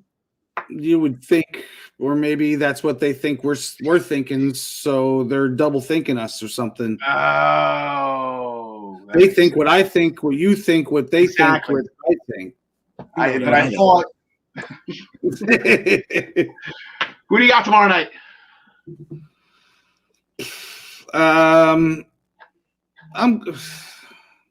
It's tough. Flip a coin, Ciampa and Thatcher. All right, John DeConnie, you have a coin? Somewhere around here, but yeah. Give me Thatcher and Ciampa as well. Yeah, I might as well go with that too. But you know what? I'll go. I'll what does Travis say? I'll be the controversial. I'll be the contraband. I'll be the whatever. I'll go against you guys because I think Alexander Wolf. I think he might be the difference here. You got the extra guy at ringside, so we'll go Imperium with the numbers. That would be another loss for Thatcher and Ciampa as a team, though. They're just they had that one strong win, and then it's just been downhill ever since for them. I think the word you're looking for is contrarian. Contrarian, thank you very much. Contrarian. Are we allowed to say that? Are we allowed to talk about religion? What? No. L.A. Knight makes his in-ring debut for NXT tomorrow. He will be against In Action. I'm sure Bronson Reed will be very close behind. Bronson Reed jumped him backstage after what LA Knight did to him the week prior. Bronson Reed's match against, I believe it was Cameron Grimes, right? Yeah. So that we got that. And then another feud that's been going on. They're going to get this in the ring. We're going to do it again. Ruff is up, I think, 1 or 2-0 on Swerve. But Swerve has just been an absolute jerk lately. So they're going to get at it again. I don't think Swerve's going to stop here, John McConney, until he gets the win on Leon. Yeah, and you know what? I don't think it's going to come here. I think somehow Leon Ruff pulls this one out to drag it out a little further, and maybe we get Swerve jumping him again to get us another match somewhere along the line. So give me Leon here. All right, John Smith. I'm going with Swerve on this one. This one's also a coin flip. Yeah, Leon said that Swerve was in for a rough landing or a rough night or whatever the pun that he used with his last name. I'm going to go Swerve here. It just seems like let's go forward with Swerve. Let's see what Swerve can do. He's been a lot of L's lately with him. You can see that's the character that's developing. He's getting frustrated and pissed off, so I get it. But let's start turning this anger into wins. And then Johnny Gargano, man, he got Austin Theory all riled up last week. So Theory, he's not. I guess what is it? Sweden syndrome, Stockholm Sweden syndrome. All right, that's all done here. Dexter Lumis, Austin Theory, you make fun of or you say he's got mediocre abs. Oh my God, he's gonna gun for you. So John Smith, man. Lumis is putting Austin Theory to sleep. John Connie. I would have to concur.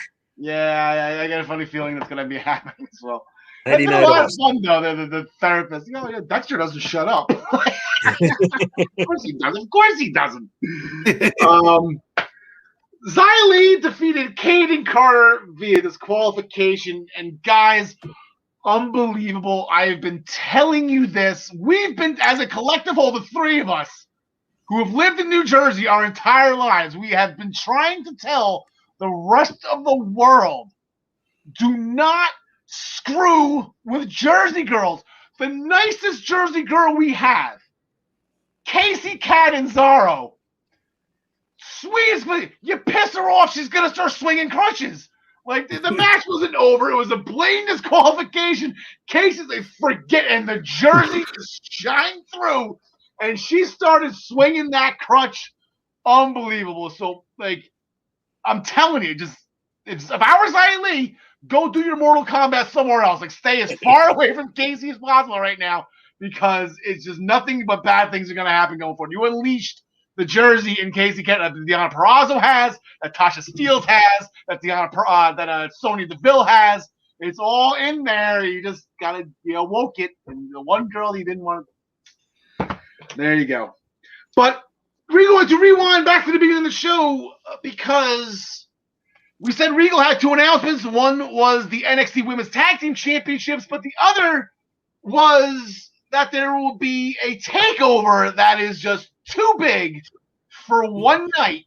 So during WrestleMania week, they're going to put on USA Network on Wednesday in the normal time slot, night one of TakeOver, Stand and Deliver, and the night two will be on the Peacock Network. So stacked weeks starting with Raw to the Hall of Fame, the TakeOver, SmackDown, WrestleMania, Raw. We're going to have a ton of WWE getting shoved down our throats. I'm going to be sitting there with a bib, taking it as much as I can. But John Smith, we're to get excited for this. I'm excited for this. You have your mock takeover card. What are we looking at here? What could we possibly into with 2 nights of takeover? Well, I know for a fact we're going to get some good promos by Cameron Grimes. Yes, I think we're going to get like peppered throughout the 2 days, or maybe just on USA on the first day. But I think we're going to be getting some quality Cameron Grimes, like minute and a half promos throughout. I'd rather that than him have like a 5-minute in ring, what have you, segment. So maybe DiBiase shows up. That would be unbelievable if Ted DiBiase showed up. Like maybe night one he's talking smack about him, and night two on Peacock DiBiase shows up. That'd be real fun. Other than that, besides like all the matches I'm going to go through, I think that we might hear something from the Velveteen Dream. I don't think he's going to have a match, obviously, but I think he might be making his presence felt. And if not, then maybe like the week after WrestleMania. I have a couple honorable mentions. I think Swerve and Ruff would be awesome, but I don't think they have room for them on this card, even though it is for 2 days. And I would have liked to have seen them do something with the Heritage Cup over here in the U.S. to like showcase it. I would have liked to have seen something like A-Kid versus Tyler Bate for the Heritage Cup, or somebody else, anybody, Ilya Dragunov. I don't care. Just it wouldn't matter because the match would be good regardless. I would have just liked to expose more fans to the idea of the Heritage Cup, because I love the round system. And it works so well the way they book it. Yeah. But night one, I'm thinking they start everything off with Pete Dunne versus Kushida. I think Kushida is going to be the one that answers the call from Pete Dunne. I'm going to be jumping all over the place on this here. It's not in order. I gave you the graphic. I didn't know you wanted me in day order, but go for it. Yeah. No. I gave you the names and stuff, but the matches before I figured out what kind of card I wanted to build. But so after that's an awesome first match to have. You don't really need any stakes with the first match. It's just got to get your blood flowing, Then match number 2, I go with Shotzi and Ember versus The Way for the Women's Tag Team Championships. They kind of alluded to that last week backstage after everybody was congratulating the new champs. I think that Tegan Knox is going to get involved at the end because it's kind of she's due to come back, and I'd like to see her cost Candice LeRae the match and work towards a feud between the two of them. Gargano versus Loomis for the North American title. Obviously, that's where they're leading with that. I don't need to explain that one to you. Austin Theory will be at ringside, I'm sure. Excuse me. Fourth match of the night, I would book Xia Li versus Casey and Caden in a handicap match. Make it tornado. I don't care. Xia Li kicks their bleeps. It's not going to be a squash because it is 2-on-1, but it's going to end up with the two of them stacked on top of each other. And to finish off day one, I would go O'Reilly versus Cole in their blood feud. I think this deserves the main event, but I think they don't deserve it over the NXT Championship, so that's why they're not night 2, in my opinion. So O'Reilly versus Cole, I think Fish and Roddy will get involved. I don't know how. I don't know on what side either one will be on. I'm interested to see all that. And then for night 2, I would start the day off with Escobar versus Devlin, title for title, cruiserweights.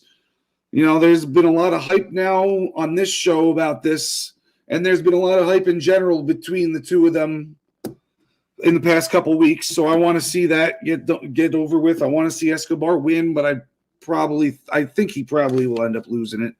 If that's just what my gut tells me.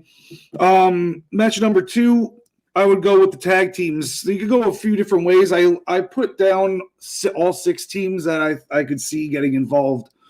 It'll definitely be Lorcan and Birch versus MSK because MSK never got their shot. But I'm thinking they could do a gauntlet match between all 6 teams. Or if you want to maybe, knock off the Legado, have them come out with Santos to get them on TV and knock off Killian Dane and Drake Maverick, you could do maybe a 4-team ladder match or maybe even a 5-team if you keep Drake and Dane in there. A lot of stuff you can do with the tag. I'm not too sure what they're going to do yet, but I expect to see MSK versus Lorcan and Birch at least. Third match, I've got Bronson Reed versus LA Knight. Get LA Knight his TakeOver debut victory over Bronson Reed. They'll put on a nice match, but it won't be enough for Reed to get the job done. Excuse me. Fourth match of the night I got going is either Imperium or Imperium versus Ciampa and Thatcher, or Walter versus Tommaso Ciampa, depending on how quickly this feud progresses. I think the feud is ultimately ending up with Ciampa versus Walter, but I don't know if they're going to get there that quickly. If it's Imperium versus Ciampa and Thatcher, I think Walter makes a run in to establish his dominance. Fifth match, co-main event, I got Io versus Raquel Gonzalez, Dakota Kai in tow with Raquel Gonzalez, and then rounding it all out for the NXT title, main eventing it all will be Karrion Kross ripping that belt away from Finn Balor once and for all. You get a takeover, and you get 5. Sometimes 6. I think maybe like once or twice you get the 6th. Out of the 30 or 34 or whatever takeover, but now you got so much to play with 11, 12 matches potentially. It is going to be rough. So we're going to be keeping everybody up to date with that as we go along. See how John does with his predictions. Going to go right to Monday Night Raw from last night. 2 matches that we want to get to real quick before we go to Fastlane. We had 2 titles on the line. There we go. John DeConnie, we have new tag team champions, or 11th again. I don't know, once again, 11th again. Yes, indeed. We had the New Day toppling the Hurt Business. I didn't quite understand the reason for this. They had a good match. They've got a lot of chemistry between the 2 teams, so they had a good 13+ minute match. It ended with the daybreak, or what I refer to as the demolition coup de grace. And afterwards, you had AJ Styles interrupt come down to the ring and inform the New Day that the tag titles are on his bucket list. Yeah. So he and Omos, however pronouncing that, issued a challenge for WrestleMania, and it would appear that Xavier Woods spoke up and accepted. So I guess that was the point of taking the belts off the Hurt Business. Yeah, so that's WrestleMania match, I believe, number 4 overall. We'll get to the WrestleMania card like we did with NXT. We'll get to that at the end of Fastlane. John Smith, Riddle defended MVP's United States Championship last night as well against Mustafa Ali. Ali got rolled up because he was distracted by Retribution member Roll Up. Like, where's the irony here? Yeah, before the match, he was giving them all a tongue lashing, and all of a sudden you hear, literally that's what you hear. That's the sound that Matt Riddle is making with his mouth as he scooters right through them, in between Ali and all the Retribution members that he's yelling at. You know, they had a decent match. It was, you know, not that long, and then T-Bar gets involved in the wrong way, causes a roll up, and I guess this is where we've got this moving forward. I don't think this is ending anytime soon between these two. All right. Another action on Raw last night. Dana Brooke and Mandy Rose, they defeated Naomi and Lana in tag team action after Dana Brooke had a flipping neck breaker on Lana. Asuka came out in the middle of the match and attacked Shayna Baszler. I'm loving this. Asuka, Shayna Baszler. It's like my dream women's matchup in wrestling right now for whatever reason. Like, I'm all in on this. Asuka defeated Shayna Baszler by rolling through the Karabuta clutch, a la Bret Hart and Steve Austin, Survivor Series 97. It seemed like Baszler, this is the second or third time Baszler got pinned this way, and it's the second or third time that she didn't care because she got to hold the move on and do more damage after the match. This time, it really didn't do that much. Asuka got right up to actually try to inflict more damage and do to Shayna what Shayna did to her, exposing the turnbuckle, face on the turnbuckle. That was pretty tough. And then Bad Bunny gave R-Truth the 24/7 title back. That was very nice of Bad Bunny. Not only is he a bad bunny, he's a nice bunny. So R-Truth got his baby back. And then Damian Priest went out and made short work of Jackson Riker with Hit the Lights. Post-match, Elias went to hit Damian Priest. Bad Bunny intercepted the guitar. They got Elias out of the way, but then the Morrison caused a distraction. Miz came in, and now everyone's going to get their Miz against Priest and Bad Bunny match. I'd rather have Miz in the world title picture. On SmackDown, Lashley.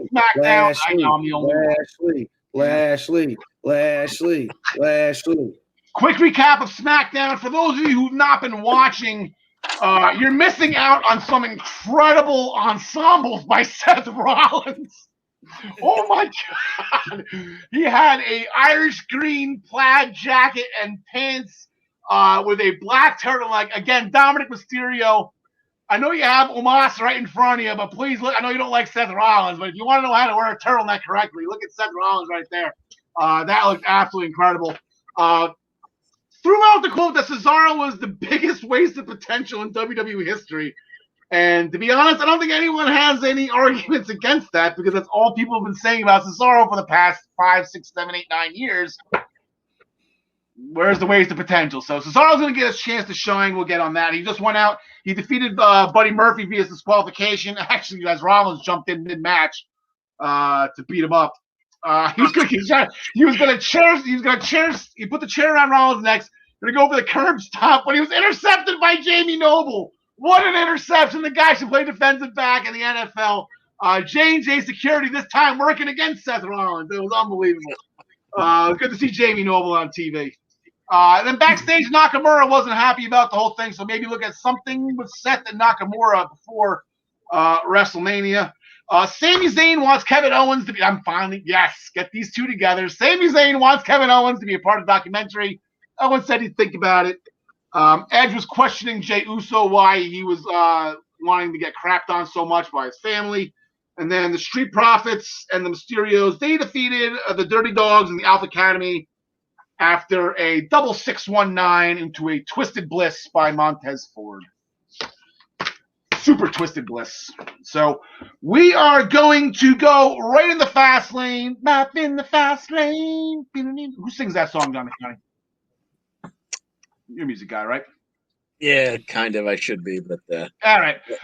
Great song, as we saw from Riddle. That's exactly what you have to be on the fast lane to WrestleMania. Very lightning McQueen of him. Here are our standings going into Fastlane. I got the extra couple points from Rich Swann, so I have a minimal lead on John McConaughey that I might keep after Fastlane, but probably with all the points between a double night of TakeOver and all the Mania points, it's still ridiculously up for grabs. John McConaughey is leading the way with WWE. I'm not even close. I'm down at the bottom with Gary. Ryan Joy is now 9 points behind John McConaughey for the WWE Championship.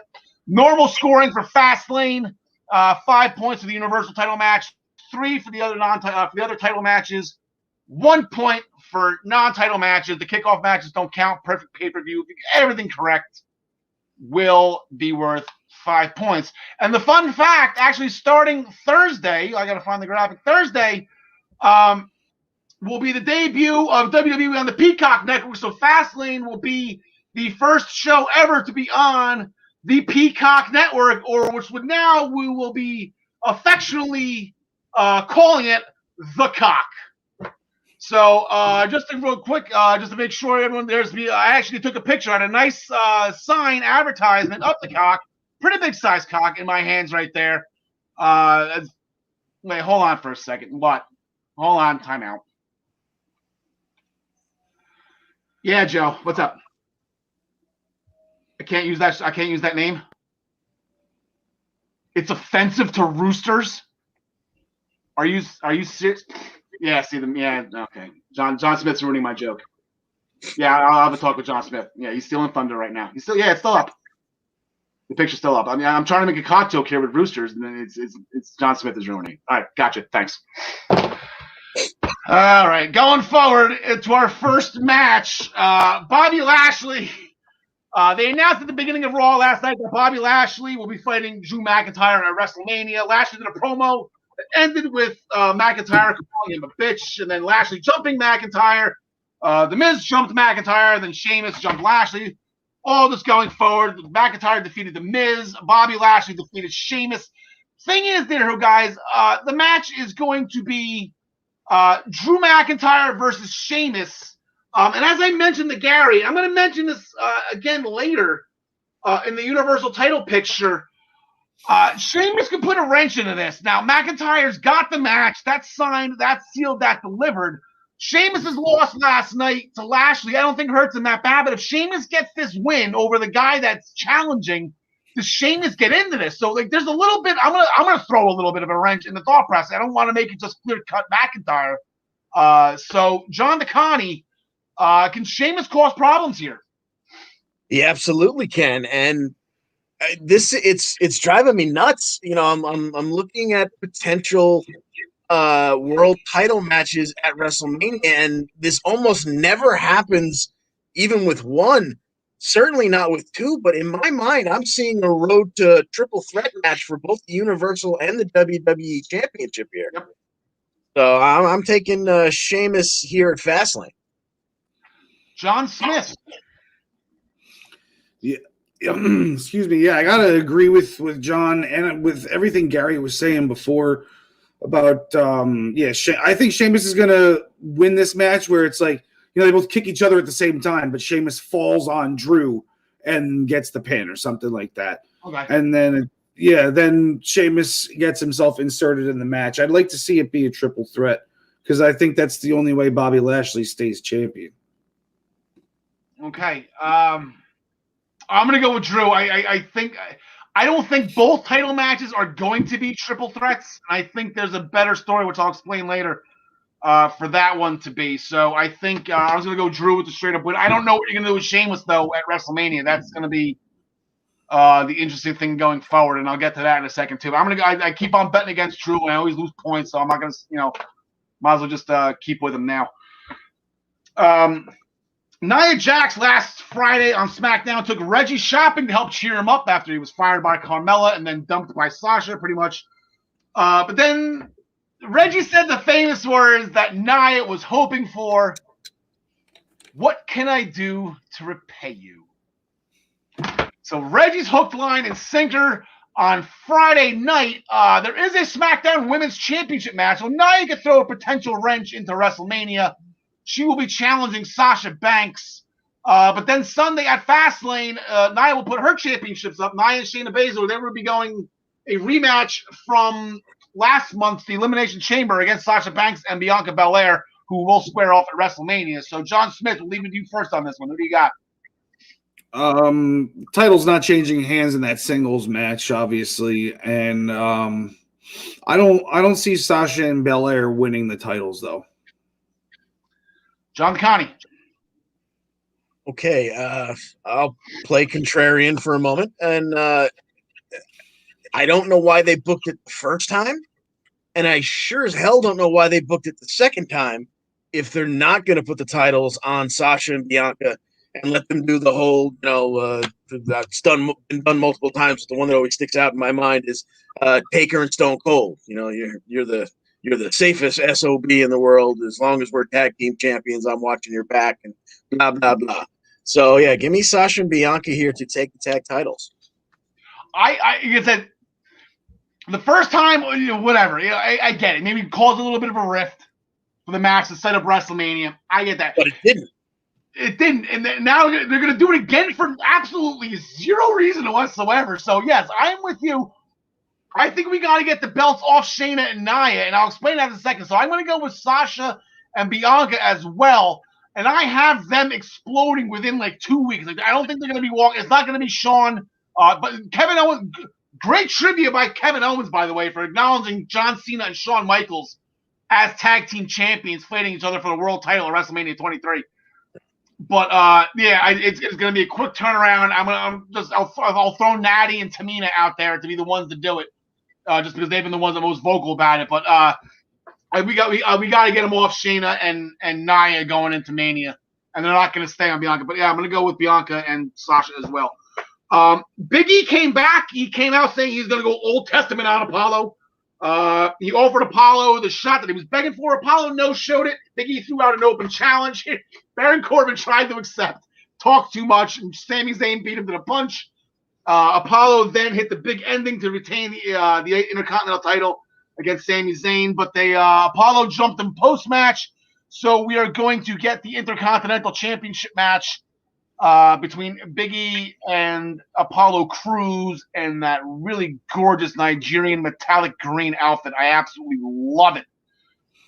John DeConnie.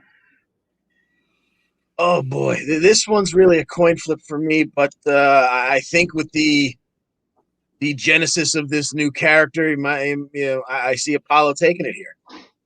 Oh, so we got two new champions out of John DeConnie already. John Smith. Yeah, I like Apollo to take this one. I mean, last week when he started talking with that accent, I literally laughed out loud. I did, and this week, he got me. Like it seemed like legit this week when I watched it. I don't know what was different or if like I just kept an open mind and that was all I needed to do. But he's doing real well with what little he's done so far, and I think those couple of guys in camo might have something to do with the ending of the match. Yeah. For those of you just throwing it out there, it's not that Apollo Crews just isn't watching Black Panther over and over again or whatever. He actually is Nigerian. Whether he's royalty or not, I doubt it. I have no that I can't. But he actually is from Nigeria. His name is 100%. I can't even pronounce his name. Is 100% Oahu, right, or something like that. His last name Uha or something. So it's not too far fetched that he's playing this character. So I'm sure his parents have that accent. Is where he got it from. Where am I? Braun Strowman, Shane McMahon. So Shane's getting me. I'm actually happy Shane's back doing this. He's such a prick. Braun called out Shane McMahon and challenged him to a match, and Shane accepted it. The match never got started. Hopscotch was involved. They started chasing him around. Shane hit the elbow drop through the table, and then in the spirit of St. Patrick's Day, he slimed Braun Strowman with green slime. So they're actually going to have a match. They're doing this at Fastlane. I kind of pegged it for Mania. John DeConnie. I don't know if I remember if I liked me last time. John DeConnie. What are we doing here? I'm going to go with Strowman, whether or not he actually gets time to beat the hell out of Shane, and it's just a proper I'm the giant, you're the guy who's not even a full-time wrestler. Or maybe Shane, as we've all been talking about, whether it be on the show or in pre-production, someone comes out, be it Dabba-Kato or someone like that, and that causes the disqualification. It gives the victory to Strowman. I assume Strowman's going to at least get a small bit of revenge here, whether it goes forward with him versus Shane or him versus someone else.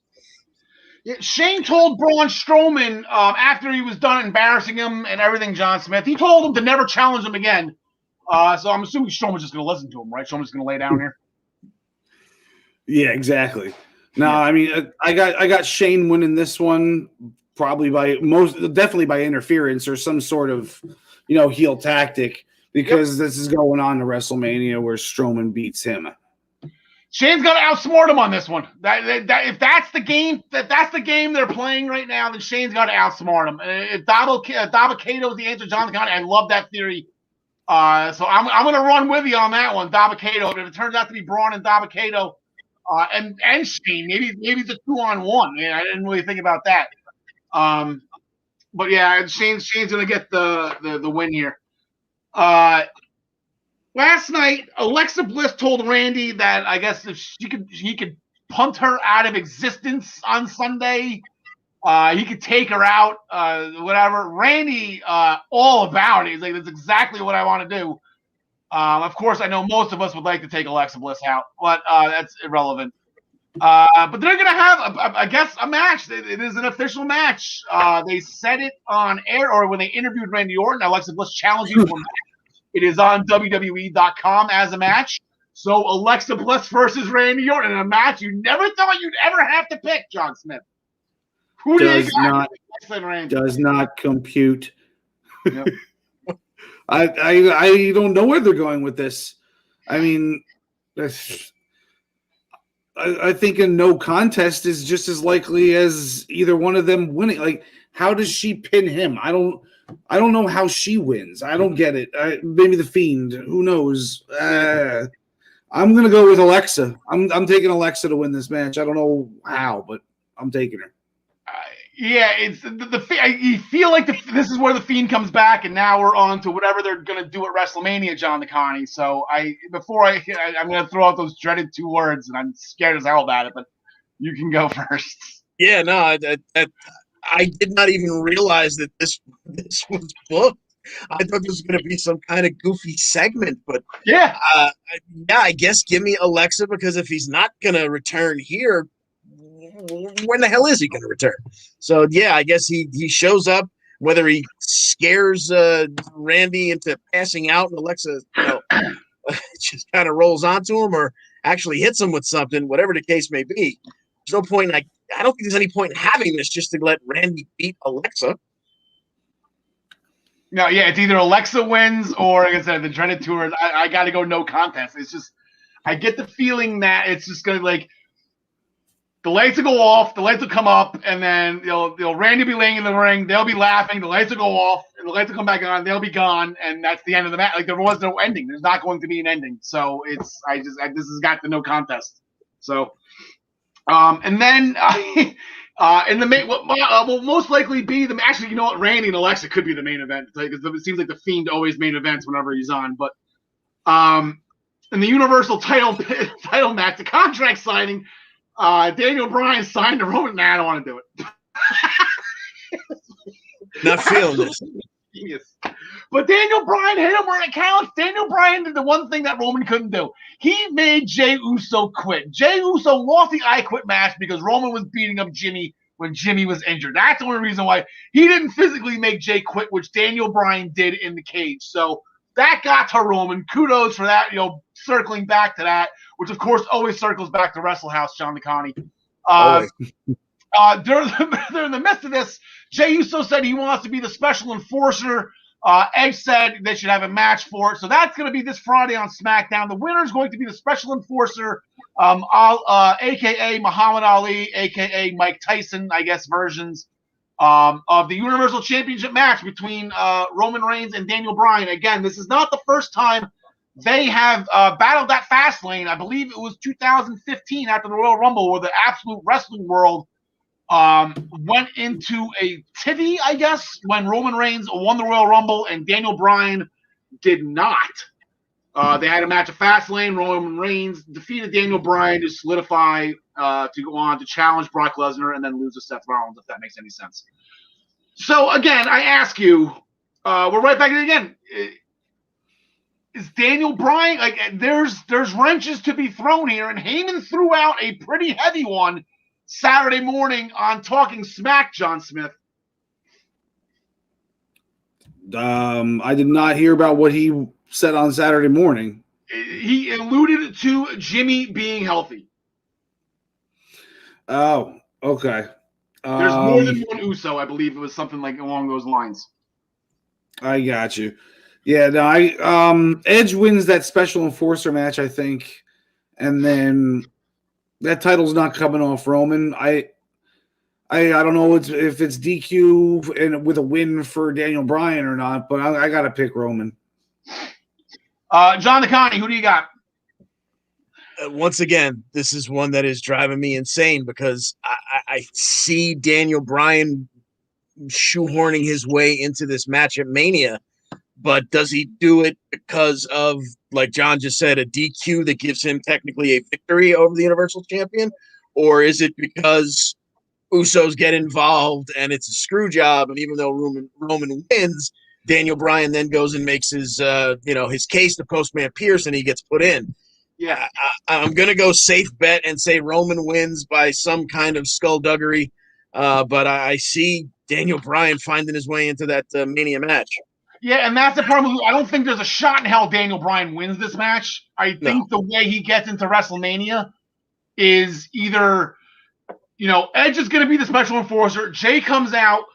Edge gets rid of him. They battle back, and then Jimmy comes out and costs him. So there's chicanery that way where Daniel Bryan has a case. Or if there is no Jimmy and Heyman was just throwing bleep at us, Jay will come out, Edge will get rid of Jay, turn around, accidentally hit Daniel Bryan. So Edge costs Daniel Bryan the match, and therefore that's his case. So he's got two ways in, and I think that's the way it's going to be. I really hope it would be a triple threat. I think that would be a lot of fun. I like that triple threat more than I like the Lashley McIntyre Sheamus, although that would be a hard-hitting triple threat. I was going to go over my WrestleMania probabilities. I'm not going to do so because we're running out of time. Here's what's booked so far. Like I said, we got the two title matches, and I have Sheamus and Daniel Bryan in parentheses. The New Day were challenged by Styles and Omos, and then Sasha Banks and Bianca Belair. Going forward with my WrestleMania top 30 countdown, we are at number 5. John Smith this morning on your WrestleMania 18. It was not Trish, Lita, and Jazz. It was actually Victoria, Trish, and Jazz from 19. That was in my top 30, so no, not the Lita match from 18. That was the bathroom break in between the two main events. Here's a quick rundown. I had Hogan Warrior, the Ultimate Challenge, which I'm talking about tomorrow morning on the Daily Wrestling News Show when I cover WrestleMania 6. Austin Rock 3 from WrestleMania 19. The triple threat that Travis will be talking about Thursday from WrestleMania 24.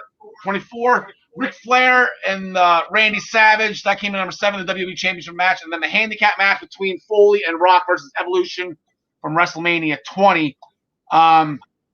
This was a trivia question. I believe, John DeConnie, you had it last week with WrestleMania 8. This match was absolutely incredible. The Intercontinental Championship, getting Roddy Piper and Bret Hart. You didn't get a lot of face versus face back then. Hogan Warrior was probably the first time I remember one.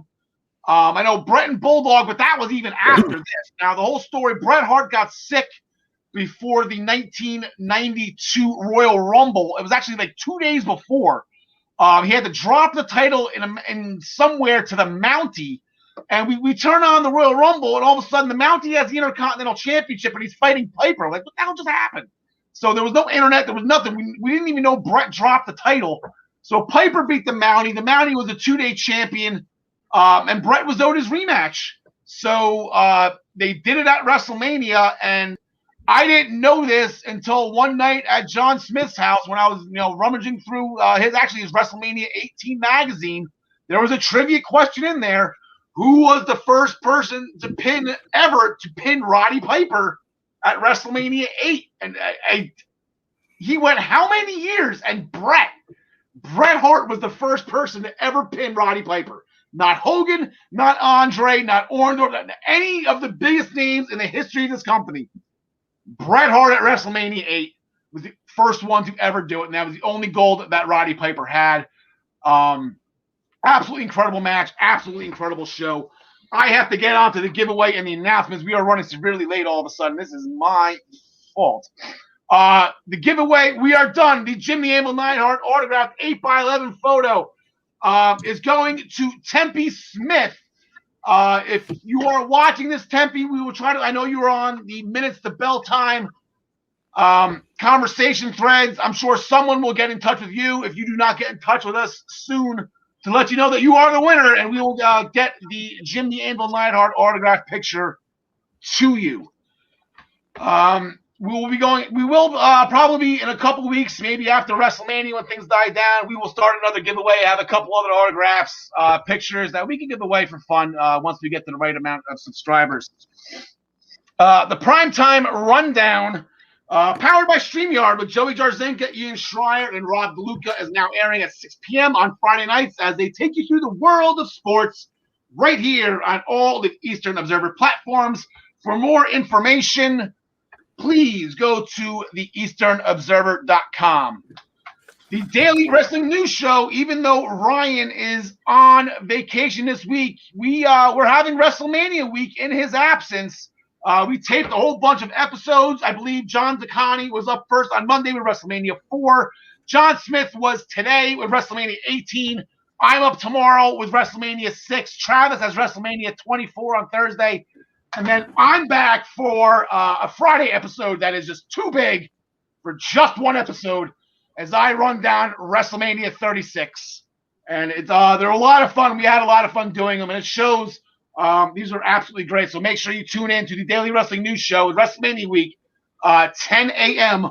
all week long on all of the Eastern Observer platforms. And make sure you just sign up to Ryan's Body Slam Brigade. 4,000 subscribers. He can't be writing anything too bad, right? It's a great toilet read, I always say. Every Thursday, I have wrote a series of articles. The World Cup of Wrestling. This was this last Thursday's article. It was International by the Decades article. It was the last first round matchup in the tournament. So Andre the Giant teamed up with the Iron Sheik, and I believe I can't remember the other one. Can't remember who the other ones were on his team. I don't know why I'm bricking on this, but we are starting. This was the last match of the first round. Like I said, next Thursday is the United States bracket final with the 4 teams from the north, the south, the east, and the west. They will all compete against each other. So make sure you stay tuned for that and go to the Eastern Observer to check out all of the past articles so you're all caught up. The Black Cats NYC, make sure you get their new album, Free Cake, on all of these music providers. This one's for the ladies, the magnetic lashes that my wife is selling. She is absolutely killing it right now with the sales. You put on a magnetic eyeliner. There's 10 tiny magnets in these lashes, and it's just easy as liner, lash, boom. Make sure, as always, go to ProWrestlingPick'em.com. Get your picks in against us in the Essential Wrestling Podcast pool for Fastlane. And the new season starts up after WrestleMania, so please make sure that you learn the platform. It's a great time to do that, to make sure you can get a head start on next season. And then this is the announcement I've been kind of waiting to do here, so...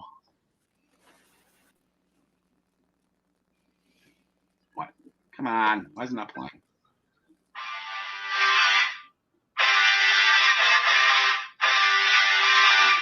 The WrestleMania special is on Saturday, April 10th at 3 p.m.